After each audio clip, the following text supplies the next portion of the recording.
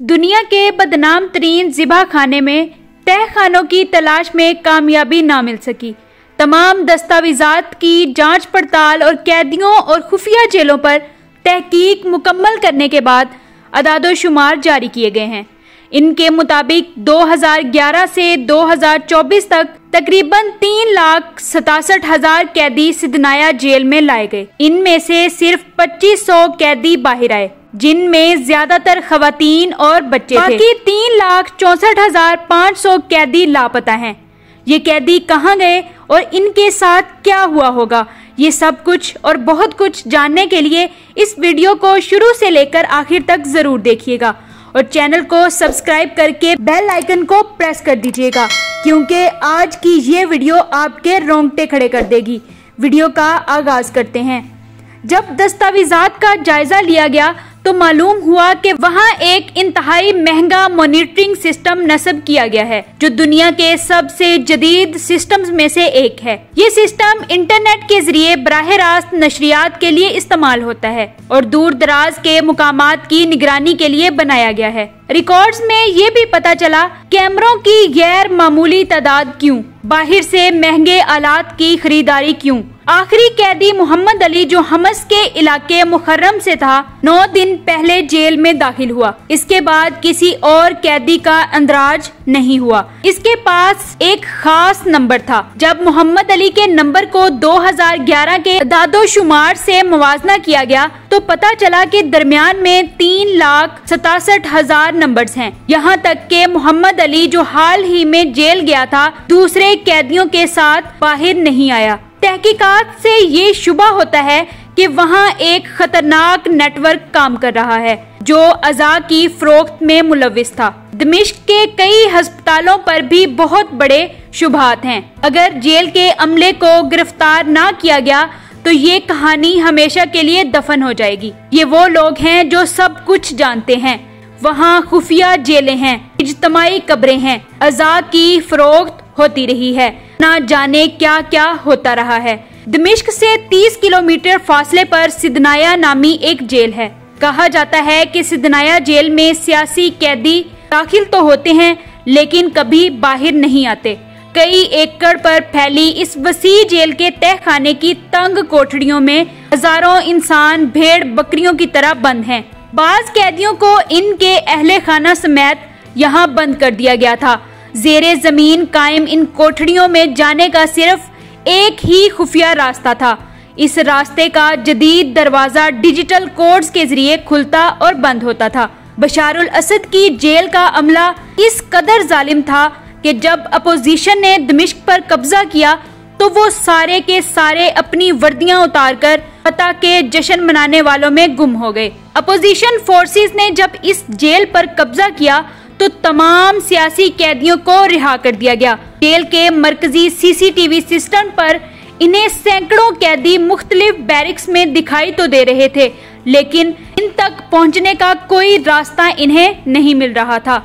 Opposition ने jail के अमले से वापस आने की अपील की।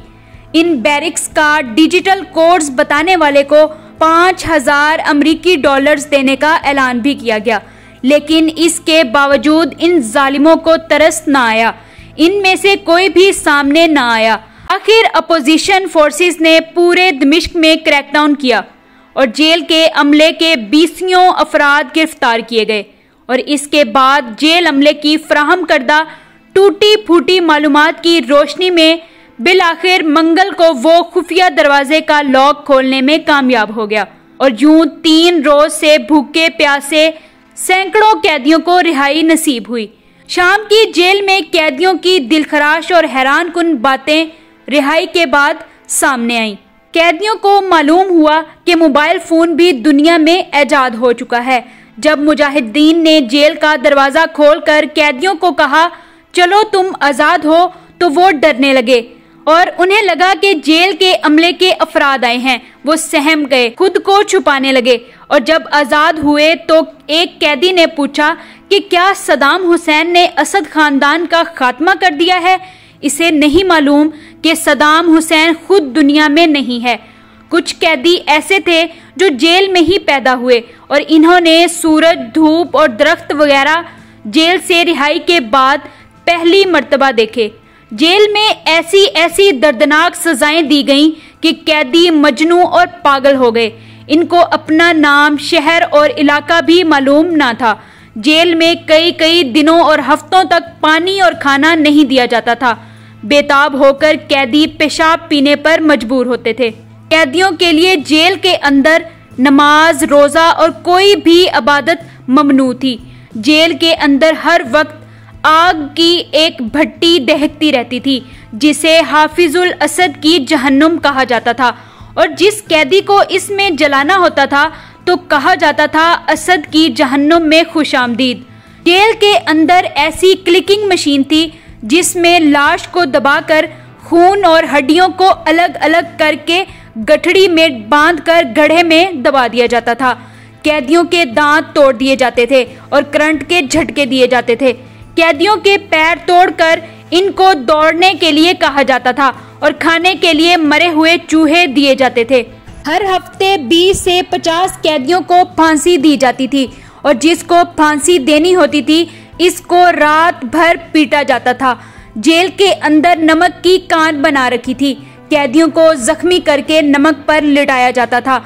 एक कैदी का रिहाई के बाद कहना था कि आज मेरी और मेरे 50 साथियों की फांसी का दिन था, लेकिन अल्लाह ताला ने आज ही मुजाहिदीन को फतह अता फरमा दी। बूढ़ी औरत जो जेल से रिहा हुई, इसने बताया कि इसे काफी साल जेल में इसलिए कैद रखा गया और इतना शदीद तशद्दुद किया गया क्योंकि इसने एक शामी को मशवरा दिया था कि अपनी बेटी की शादी कभी भी किसी फौजी से ना करवाना।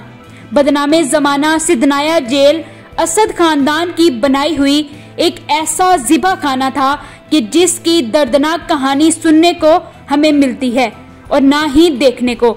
बशारुल असद और शाम की मजीद अपडेट्स के लिए मिलते हैं आपसे अगली और दिलचस्प वीडियो के साथ। अल्लाह निगहबान।